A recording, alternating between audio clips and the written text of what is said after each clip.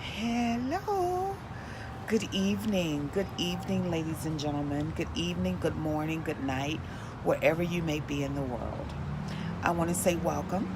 And if this is your first time tuning in to one of my live broadcasts, I want to say welcome to the room.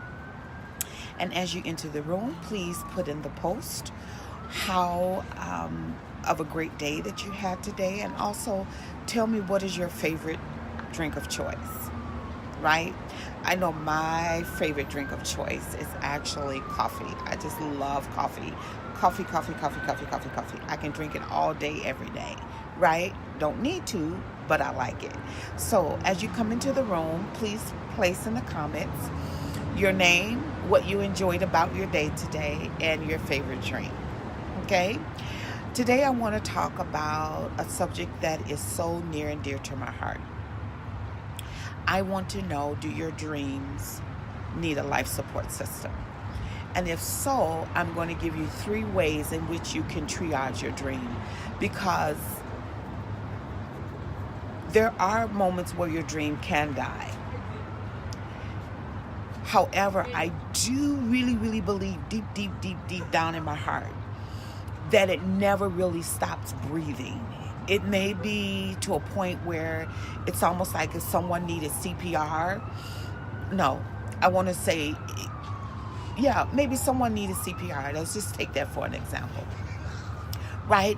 And if I check the pulse of that person and I don't feel a pulse, or I don't see any breathing or movement, I know that I'm going to move instantaneously right into CPR, right? Because I want to get the heart moving. So I want to ask you a question, and I hope you all can hear me. I want to ask you a question. Do your dream need reviving? Right? And I'm just going to give you some 3 quick things that you can do in order to triage your dream. So again, my name is Keisha Hayslett with KeishaHayslett.com. I am your soulful nurse consultant, and I just want to share some amazing tips with you. Right? So I apologize for the distraction, but I'm outside and I wanted to just go ahead and serve you with this information before I go into the house. So I don't know if any of you are ever familiar with what it looks like when you go into the emergency room. So let's say, for instance, someone has appendicitis, right? And they have this pain in their appendix that is so excruciating.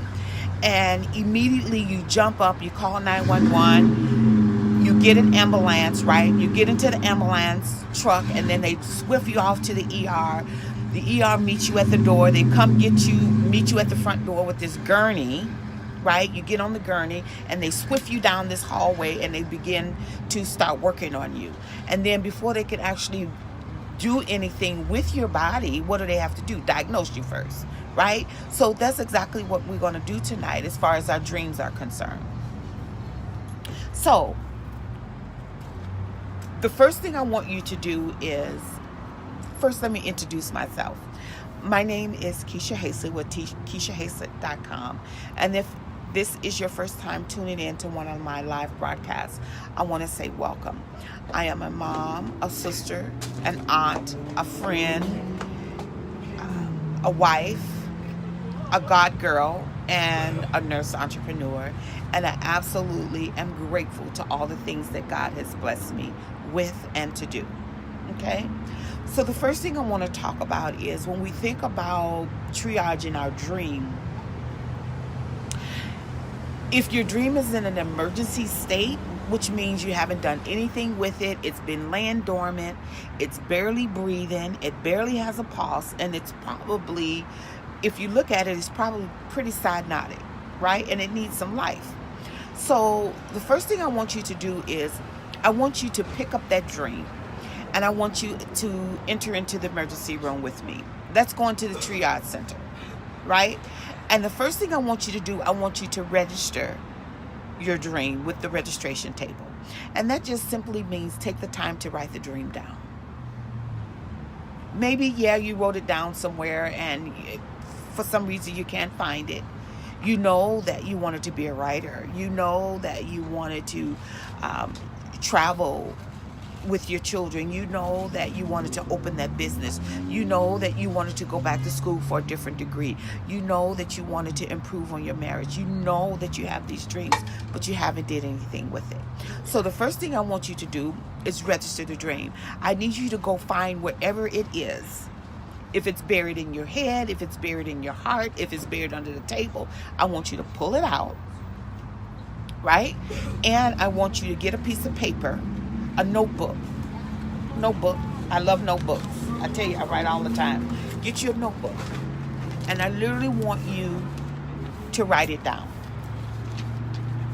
Why write it down, you may ask? I want you to write it down because when we write it down, something about the pen and the paper brings it to life. It gives it almost a heartbeat when you write it down on paper. Okay, so that's the first thing we're going to do to triage your dream. We're going to register it. We're going to write it down. And then the second thing we're going to do is we're going to diagnose our dream.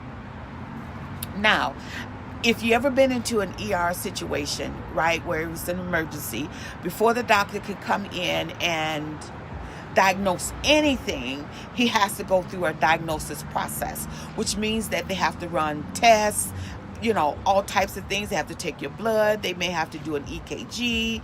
They may have to do a cardiogram. They may have to do,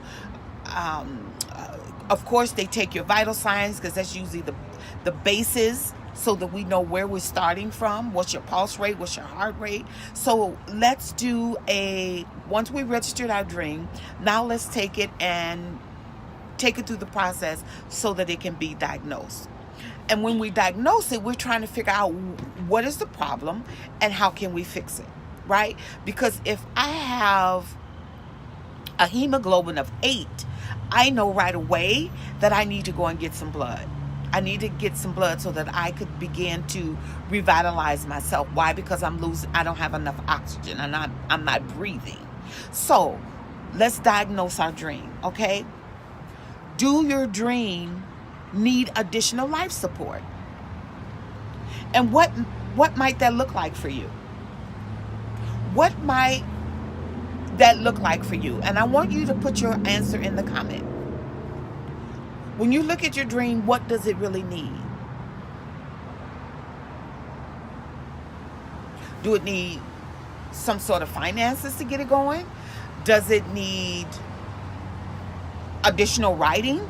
Does it need a community of people? Does it need utensils? What equipment do you need in order to get that dream in motion? Okay? And the third thing I want us to do with our dream is now that we have registered it, we've written it down, right? Because if we write it down, we make it plain so that we come back, when we see it, we can literally pick up and run with it. We can't run with anything that's not written down. So make sure you write it down. 2, we're going to diagnose it. What is it that my dream really need in order to get it moving? And then the third thing we're going to do is we're going to look at the disposition. Now, what does that mean? That simply means looking at the action plan, right? What action do our dream need? What is the treatment plan for the dream? And then really, I want to just ask you this. Are you willing to do the work to give your dream life again? And I want you to be honest with yourself, because what I have come to learn is when you say yes to your dream, your yes takes work, your dream takes work, and your work take work. Okay? So let's get a treatment plan in place so that we know what we're doing with our dream. Also, once the doctor comes back with the diagnosis and he's telling us what we need to do next, there's 2 options, right? You either are being admitted because whatever your condition is needs to be further monitored, or he's going to send you home with some instructions, right? So you have to decide where your dream sits today. Does it need to be admitted? And if it needs to be admitted, who are you going to get to help you with that? Right? Who's going to be the doctor that works alongside of you so that your dream starts to feel better inside of you over again? Do you need a mentor? Is it time to hire a coach? Is it time to do some sort of investment in yourself in order to move the needle in your life and business so that you begin to see your dream come to fruition? What I don't want to see happen is for you to look at your dream every day or think about your dream and it's just a dream. It becomes nothing else but a dream. I don't want you to be the one where a dream only come to dreamers. I want you to dream, but I also want you to dream and move. Okay? So you have to decide what that is for you. Also, if your dream needs treatment, some sort of doctor to help you, what coach are you going to hire? Do you need a business coach? Do you need a purpose coach? Do you need a sales coach? Do you need a startup coach? Who do you need in order to move the needle in your life and business? Okay? Also, if your dream is being discharged, what does the discharge paperwork say? So I'm going to give you 2 things to do, right? Well, actually, I gave you 2 already. First was registration, 2nd is diagnosis, and 3 is the disposition. So which is your action plan, right? Do we admit our dream or do we go home with instructions? So I'm going to discharge you. So as I'm discharging you with your dream, this is your treatment plan. Your treatment plan is to take 8 full ounces of courage every day. And then along with that, I want you to take a full glass of belief, because I need you to believe in yourself. I need you to believe in the ability that you can complete what it is that you desire to do. And thirdly, I want you to take 1,000 milligrams of action pills. Whatever that action is, because I don't know what your dream is, right? So let's say that your dream is to write a book. Let's just take that for an instance. So my 1,000 milligrams of action for you is kind of looking at it like a Tylenol. 500 milligrams of Tylenol, and I'm going to give you 2 of them, right? So your prescription is take 1,000 milligrams of Tylenol, which is your action plan. Please don't literally take Tylenol. I'm using that just as a metaphor. So take 1,000 milligrams of action. And let's say we was using the book as an example. So what is the first thing that you need to do in order to position yourself to begin writing so that you can position yourself, become the bestseller? Right? Do you need to get pen and paper again and write down some ideas? What is it that you want to talk about? Who do you want to talk about? How big do you want the book? Do you want an e-book? Do you want a paperback book? Do you want a hardback book? Right? And then from that book, do you just want the book or do you want to become a bestseller?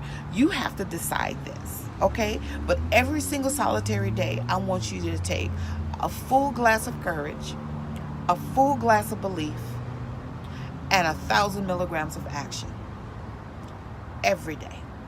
No matter how you feel, every day, okay? And then what we're going to do, in 30 days, we're going to come back and we're going to reevaluate. So we're going to do a follow-up plan. So how did it go in 30 days? And I want you to come back and I want you to comment and let me know how it went. How did it go in those 30 days? What went right? What need tweaking? What did you learn? What do we need to rearrange? Who did you learn that you need to add to your treatment plan? But if we don't move into action, we will never get these answers, okay? And then if you go along these 30 days and let's say that the symptoms start to wear up again, you start to doubt, you start to have disbelief, and then you need to come back into the triage room sooner rather than later, then I want you to connect with me so that we can give ourselves a jolt of joy and a jolt of belief so that we can continue to complete the task that was given to us. Okay? So we got that? All right. Any questions? Before this is all over, your goal is to plan it, work it, and execute it. Plan it, work it, and execute it. Your dream, your purpose, and your vision is waiting for you to say yes to it. It's waiting for you to pick it up and begin to move with it. It's waiting on you to say, I'm here and I'm ready. All right? So let's do a quick recap. What are the 3 ways in which we can triage our dream? 1, we said that we need to register the dream. Right? That means simply just write it down. I got to write it down. Once got into the ambulance, drove across the highway, got to the hospital, they put me on the gurney, I need to register so that I can know what to do next. And after I register my dream, I'm going to go through the treatment plan, the diagnosing process, right? Do I need to draw the blood? Do I need to go to the ER? What is it that I need to do? And then I'm going to get the disposition. So once I get my results back, what's the treatment plan? Because let's agree together that we will not, I repeat, we will not let our dream die.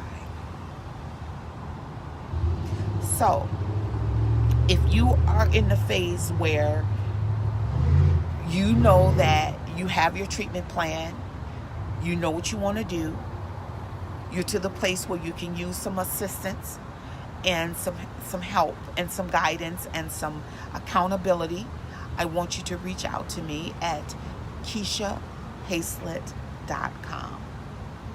Or you can find me in Facebook, or you can find me on Twitter, or you can find me in LinkedIn. Again, this is Keisha Haslett, assisting the high achieving nurses to transition from bedside to business, so they can make more money, spend more time with their family, and live a fulfilled life.